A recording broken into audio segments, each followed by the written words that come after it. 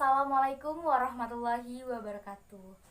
Oke teman-teman semua, kali ini aku akan ngebahas masalah penyakit talasemia. Nih buat teman-teman yang belum tahu nih masalah penyakit talasemia itu apa sih dan apa sih bahaya dari penyakit talasemia, tontonin terus ya videonya.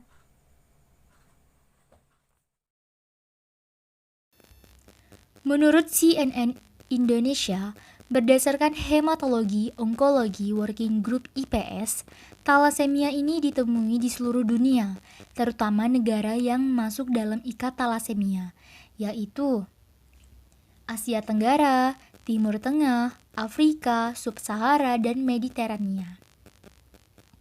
Prevalensi penduduk dunia yang memiliki kelainan talasemia ini sekitar 7 sampai dengan 8%. Sehingga apa? Sehingga di Indonesia diperkirakan terdapat 20 juta penduduk yang membuat kelainan gen ini. Namun belum banyak yang terdeteksi. Paling banyak terdapat di Jawa Barat, sebanyak 3.200.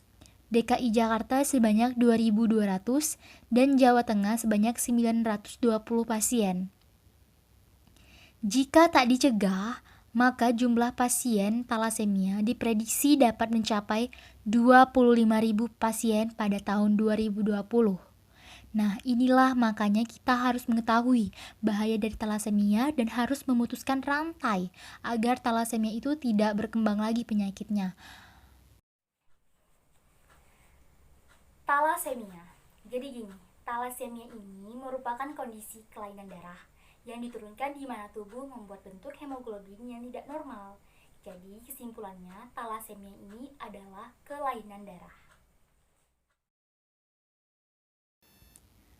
Apa sih penyebab dari penyakit talasemia? Jadi, penyebab penyakit talasemia ini faktor genetik, yaitu perkawinan antara dua heterozigot atau karier yang menghasilkan keturunan talasemia atau homozigot. Nah, ketidakseimbangan dalam rantai protein globin alfa dan beta yang diperlukan dalam pembentukan hemoglobin disebabkan oleh sebuah gen cacat yang diturunkan secara resesif dari kedua orang tua.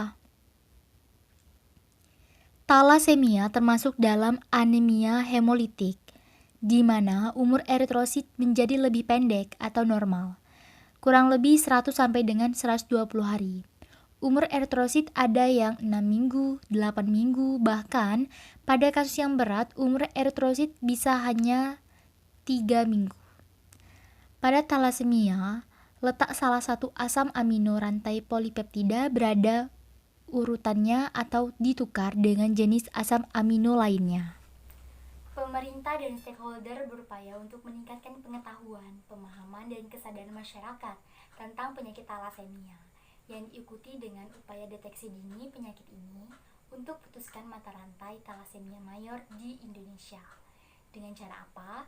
Dengan mencegah pernikahan antar pembawa sifat talasemia.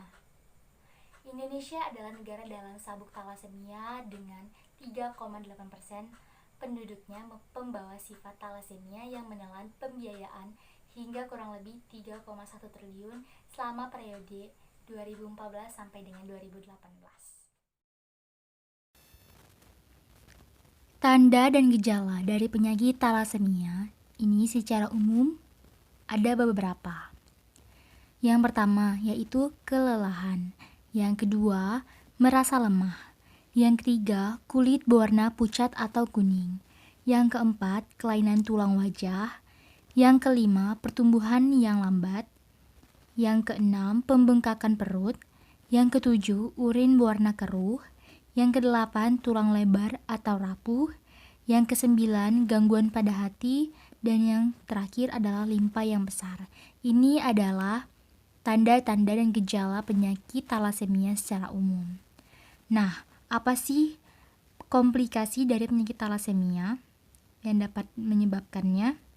Itu adalah yang pertama adalah gangguan tumbuh kembang, dan yang kedua adalah kerusakan tulang hingga penyakit jantung. Kalian nih yang masih belum tahu bagaimana sih pengobatan pada penyakit talasemia, Kali ini aku juga akan ngejelasin satu persatu bagaimana sih pengobatan dari penyakit talasemia. Yang pertama ini adalah transfusi darah. Jadi, pengobatan jenis ini dapat mengisi kembali kadar hemoglobin dan sel darah merah.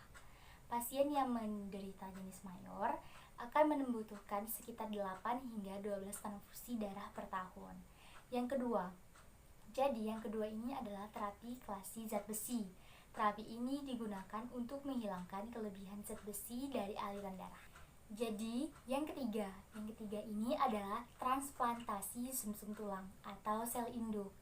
Ini merupakan prosedur medis yang dilakukan untuk mengganti sumsum tulang yang telah rusak atau hancur akibat suatu penyakit tertentu seperti infeksi atau kemoterapi. Nah, yang keempat ini adalah operasi. Jadi, splenektomi merupakan prosedur bedah utama yang dilakukan untuk pengobatan penyakit. Yang kelima itu adalah terapi gen. Jadi, terapi gen ini melibatkan pemasukan gen beta globin normal ke dalam sumsum tulang pasien untuk mencapai kestabilan gen globin fungsional ke dalam sel induk hematopoietik atau disebut dengan HSC.